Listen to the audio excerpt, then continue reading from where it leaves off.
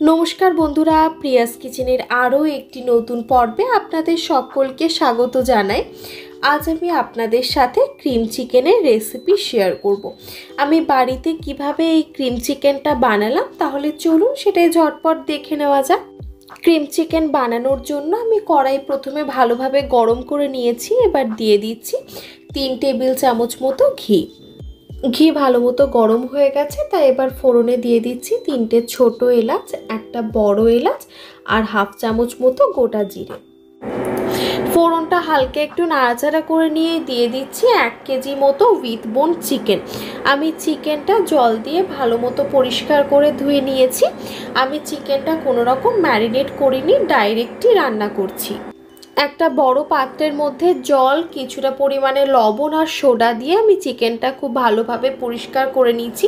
এরকমভাবে কিন্তু চিকেন পরিষ্কার করলে নুনটাও ভালো মতো ঢুকে যায় আর চিকেনের মধ্যে কোনো রকম রক্ত বা সেসব কিছু থাকে না, খুব ভালোভাবে এটাতে পরিষ্কার হয়ে যায়। আপনারাও চাইলে এরকমভাবে একবার ট্রাই করে দেখতে পারেন। ঘিয়ের মধ্যে 4 থেকে 5 মিনিট সময় ধরে এখন চিকেনটা একটু ভালোভাবে ভেজে নেব। তবে লক্ষ্য রাখতে হবে যেন চিকেনটা যেন লালচে না হয়ে যায়, চিকেনের যে সাদা ভাবটা সেটা যেন বজায় থাকে।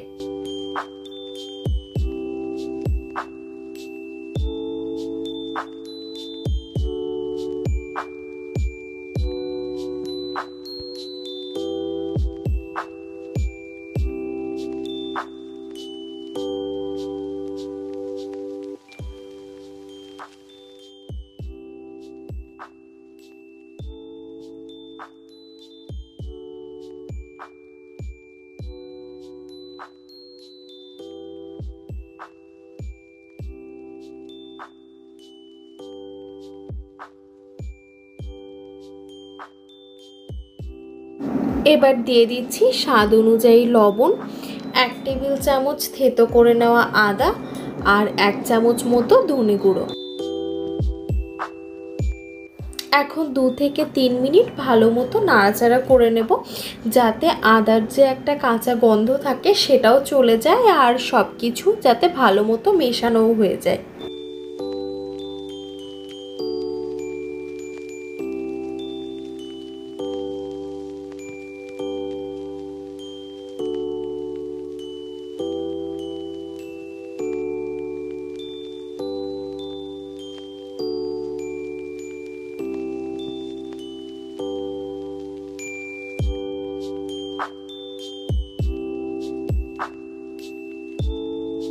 দুই থেকে 3 মিনিট ধরে তো মোটামুটি ধরুন মেশানো হয়ে গেছে। এবার দিয়ে দেব 500 ml মতো নর্মাল দুধ। আমি এখানে কোনো রকম ফুল ক্রিম দুধ ব্যবহার করছি না। ফুল ক্রিম দুধ ব্যবহার করলে কিন্তু অনেক সময় একটু কেটে যাওয়ার বেশি চান্স থাকে, সেই জন্য নর্মাল যে আমুল তাজা মিল্কটা যে পাওয়া যায়, নর্মাল যেটা, সেটাই আমি ব্যবহার করছি, যেটাতে ফ্যাটটা কম থাকে। আর এই সময় অবশ্যই গ্যাসের ফ্লেমটা একদম লোতে রাখবেন, আর আপনারা চাইলে বন্ধ করে দিতে পারেন গ্যাসটা। আর এবার দিয়ে দিলাম 25 থেকে 30টা মতো কাজু বাদামের একটা পেস্ট।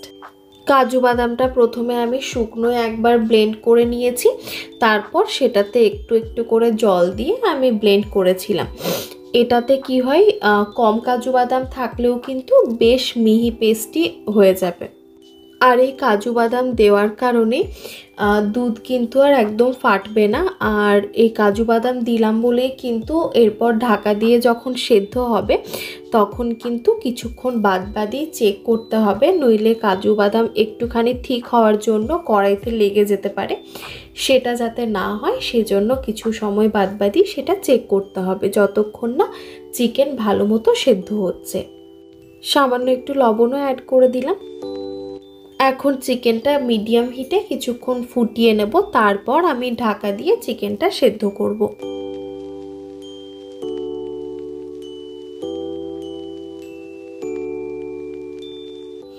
এরপর চিকেনটা ঢাকা দিয়ে রান্না করে নেব 40 থেকে 45 মিনিটের জন্য, একদম লো ফ্লেমে। দেখুন চিকেনটা খুব ভালো মতো সেদ্ধ হয়েছে।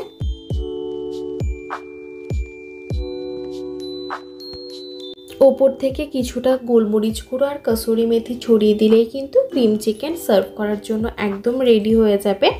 আপনারাও একবার এভাবে বাড়িতে ট্রাই করে দেখতে পারেন। কেমন হয়েছে অবশ্যই কিন্তু কমেন্ট বক্সে জানাবেন। আবারও দেখা হবে অন্য একটা ভিডিও নিয়ে। ধন্যবাদ, ভালো থাকবেন।